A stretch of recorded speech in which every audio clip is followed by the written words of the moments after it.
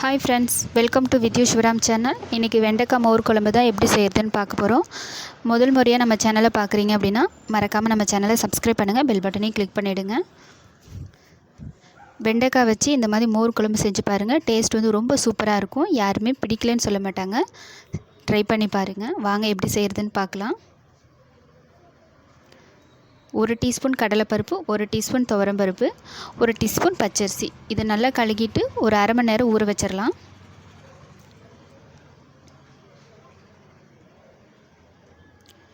வெண்டைக்காயை நல்லா கழுகிட்டு நல்லா துடைச்சிட்டு நல்லா பொடியாக கட் பண்ணி எடுத்துக்கலாம். நான் வந்து 1/4 கிலோ வெண்டைக்காய் எடுத்திருக்கேன். இப்போ ஒரு தோசை தவா சூடுபடுத்திட்டு 1 டீஸ்பூன் எண்ணெய் சேர்த்துட்டு ஒரு 15 நிமிஷம் வெண்டைக்காயை இந்த எண்ணெயில் நல்லா வதக்கி விட்டு எடுத்துடலாம். நம்ம இந்த மாதிரி வதக்கும் போதே வெண்டைக்காய் வந்து நல்லா வெந்துடும்.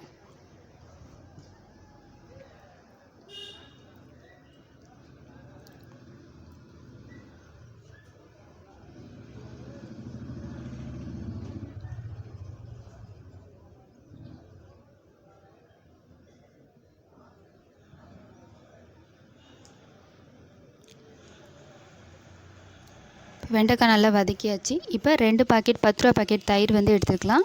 எடுத்துகிட்டு இந்த மாதிரி நல்லா அடித்து விட்டு எடுத்து வச்சிடலாம்.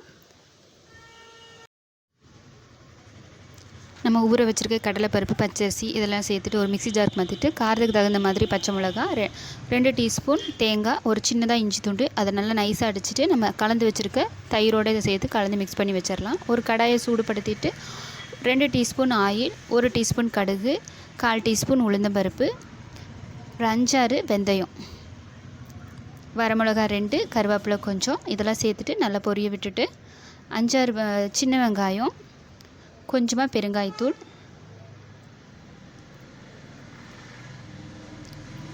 கால் டீஸ்பூன் மஞ்சத்தூள், ஒரு பச்சை மிளகாய் இதெல்லாம் சேர்த்துட்டு நல்லா வதக்கிட்டு நம்ம அடித்து வச்சுருக்க தயிரையும் இதோட சேர்த்துட்டு இப்போ தேவையான அளவு உப்பு சேர்த்துட்டு நம்ம வதக்கி வச்சுருக்க வெண்டைக்காயும் இதோட சேர்த்துட்டு நல்லா கலந்து விட்டுறலாம்.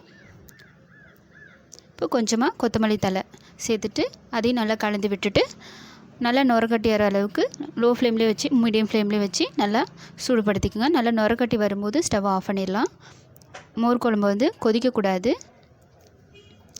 நல்லா நுரக்கட்டி வரும்போது ஸ்டவ் ஆஃப் பண்ணிவிட்டு அவ்வளோதான் ஃப்ரெண்ட்ஸ். நல்லா சூடான சாதத்தோட இந்த வெண்டைக்காய் மோர் குழம்பை வச்சு சாப்பிட்டு பாருங்கள். ரொம்ப ரொம்ப சூப்பராக இருக்கும். ட்ரை பண்ணி பார்த்துட்டு எப்படி இருக்குது அப்படிங்கிறத கமெண்ட் பண்ணுங்கள்.